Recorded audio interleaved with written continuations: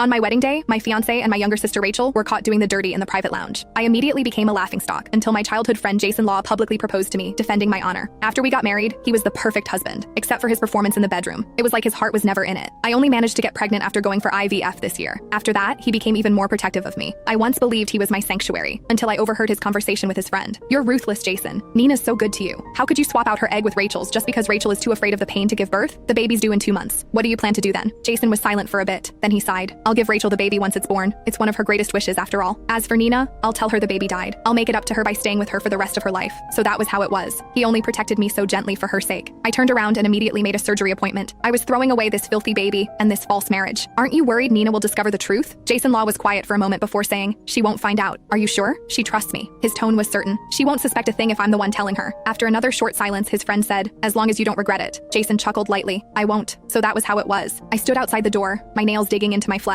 It hurt so much, but I was going numb. I had only come here to bring him some clothes. It was getting cold, and I was worried he was not wearing enough layers. Now, however, I felt like my heart was being sliced open. A cold wind blew through my chest. I stumbled home, too exhausted to even turn on the lights. My knees buckled and I collapsed onto the couch, curled up and shivering. I felt nauseous and dizzy. Tears spilled from my eyes soundlessly, but I did not have the energy to wipe them away. The doorknob clicked. He was back. I heard the sound of his leather shoes approaching. He walked up to the couch and bent down slightly, his voice gentle and worried. "Why didn't you turn on the lights? The maid said you haven't eaten. Are you feeling sick again?" He reached out to push the hair out of my face, his eyes filled with concern. "Nina, what's the matter?" He then crouched down, putting his hand over mine. His tone was gentle. "If you don't eat, it's bad for the baby." I looked straight into his tender gaze. So love could be entirely an act. 4 years ago, my fiancé and my younger sister were caught having an affair at my wedding. My parents forced me to hand over my fiancé, saying family protected each other. They could not afford to lose face in public, so they declared that Rachel Gordon was the bride that day. Back then, Jason had publicly proposed to me. At the time, I thought he was my savior. After we got married, I stood behind him and silently supported him the whole time. I used my market acumen to help him invest and expand his business. Within a few short years, his company went from a nameless startup to one of the rising stars in the investment industry. When we went for IVF to conceive this year, everything seemed to be perfect. He hugged me and said this baby was the gift he had been looking forward to for years. His smile was so tender I could almost drown in it. Turned out it was just another trick. He was not the only one who could act. I blinked and curved my lips into a smile. "I'm fine. I'm just a little tired." My voice was soft and slightly tired, as though nothing was amiss. He heaved a sigh of relief and comforted me gently. "Okay, sleep early tonight. Why not? I could play this game before the surgery. After that, the curtains would fall on this charade." The next morning, Jason took me to a prenatal checkup. He asked questions about every little detail. Even the doctor laughed and praised him. "You have a great husband. Not many men are this responsible these days." Jason held my hand, his gaze gentle. "I've been looking forward to this baby forever. Of course I'll take good care of them." When we walked out of the consultation room, we bumped into my sister Rachel. She wore a loose-fitting dress, and a smug look flashed across her eyes when she saw us. I smirked inwardly when I saw her round belly. No wonder she said she had coincidentally fallen pregnant at the same time as me. She had been waiting for me the entire time. She approached me with a grin and a light-hearted tone. "When are you due, Nina?" She even held out her hand to touch my stomach. My gaze cold, I smacked her hand aside. "What was that for?" Anger flashed across